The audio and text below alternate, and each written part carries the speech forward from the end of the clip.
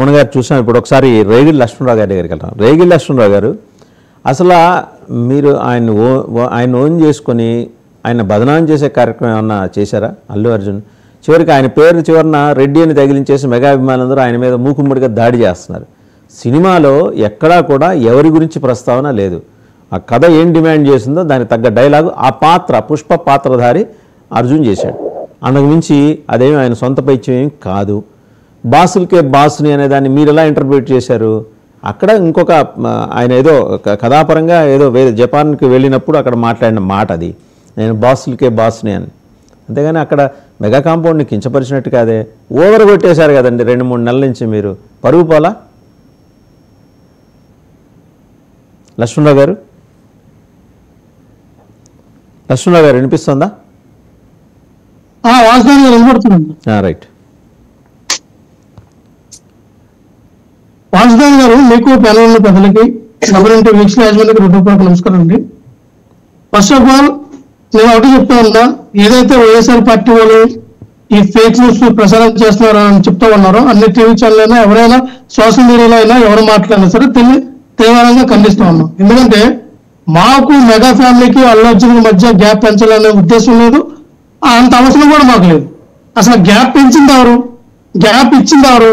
వాళ్ళని అల్లు అర్జున్ ని టార్గెట్ చేసింది ఎవరు? జనసేన పార్టీ, పవన్ కళ్యాణ్ గారి ఫ్యాన్స్. నాకు తెలిసి మెగా ఫ్యామిలీలో చాలా రకాలకి విడిపోయారు. వాసుదేవ్ గారు చిరంజీవి ఫ్యాన్స్ వేరు, పవన్ కళ్యాణ్ గారి ఫ్యాన్స్ వేరు, రామ్ చంద్ర గారి ఫ్యాన్స్ వేరు, మిగతా హీరో ఫ్యాన్స్ వేరు. వీళ్ళు ఏమనుకుంటున్నారు?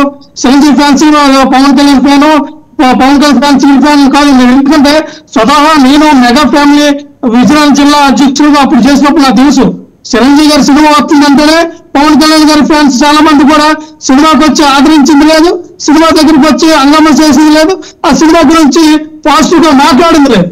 నాకు తెలుసు అవన్నీ కూడా.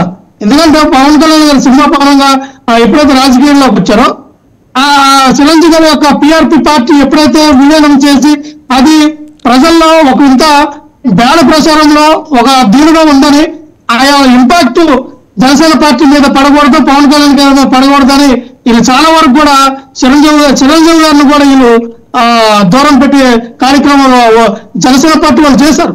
ఈ రోజున అదే అల్లు అర్జున్ కూడా తోసేశారు. అల్లు అర్జున్ అనే వ్యక్తి ఒక విత్తనమై ఒక చెట్టుగా, ఒక మొక్కగా, చెట్టుగా ఈ రోజున మహావృక్షంగా తెలుగు వాడు ఒక ఆత్మగౌరవాన్ని సినిమా ఇండస్ట్రీ పరంగా ప్రపంచ దేశాలకి చాటి వ్యక్తి ఈ రోజున జాతీయ అవార్డు తీసుకొచ్చాడు కదా. ఈ రోజున మళ్ళీ 2సార్లు జాతీయ అవార్డు కూడా వచ్చి సినిమాకి. మామూలు నటుడు కాదు, అది అద్భుతమైన నటన. ఆ నటుడు నాకు తెలిసి ఇంతవరకు కూడా మహానటుడు ఎన్టీ రామారావు గారు, ఎస్వి రంగారావు గారు, చిరంజీవి గారు, ఏఎన్ఆర్ గారు తర్వాత అటువంటి నట ప్రదర్శన ఈ రోజున ఇప్పుడున్న జనరేషన్ లో చూసుకుంటే జూనియర్ ఎన్టీఆర్ కానీ, రామ్ చంద్ర గారు కానీ, అల్లు అర్జున్ కానీ వీళ్ళు ఒక నటన పరంగా ఒక నెక్స్ట్ లెవెల్ అని చెప్పుకోవచ్చు. ఉండొచ్చు పవన్ కళ్యాణ్ గారి సినిమాలు తీశారు కానీ పవన్ కళ్యాణ్ గారి సినిమా చెప్పుకోదగ్గ సినిమా పేరు చెప్పండి. ఒక వాల్యూలో ఎత్తుకున్న సినిమా పేరు చెప్పండి. 100 కోట్లు దాటించిన సినిమా పేరు చెప్పండి. రూపాయి వేల అర్ధనాక పనికొచ్చిన సినిమా చెప్పండి. మేము ఒకటే చెప్తా ఉన్నాం, పవన్ కళ్యాణ్ గారి హీరోయే, మీకు కాదనట్లా. ఆయన రీమేక్ సినిమాలు తీస్తారు బాగానే. ఎవరో తమిళలోనో కేరళ కర్ణాటకలో తీసిన సినిమాలను కూడా ఆ సినిమాలు ఇక్కడ రీమేక్ చేసుకుని నేను పెద్ద షాట్ అని చెప్పుకుంటారు పవన్ కళ్యాణ్ గారు. మేము దాని గురించి తప్పనట్లా. పవన్ కళ్యాణ్ గారు పవర్ స్టార్, ఆయన సినిమాలు అలాగే పవర్ స్టార్ అయ్యారు. కానీ అల్లు అర్జున్ ని కార్నర్ చేసింది ఎవరు? ఇందులో మీరు ఒక విషయం ఎత్తుకొచ్చారండి, ప్రజారాజ్యం పార్టీ. ఎస్, ప్రజారాజ్యం పార్టీలో దీని అంతమే కారణం కూడా అల్లు అరవింద్ గారే అని ఈ ప్రచారం ఎవరు చేశారు, ఎవరు మొదలు పెట్టారు, దానికి ఆజ్యం పోసింది ఎవరంటే పవన్ కళ్యాణ్ గారని చెప్పాలి.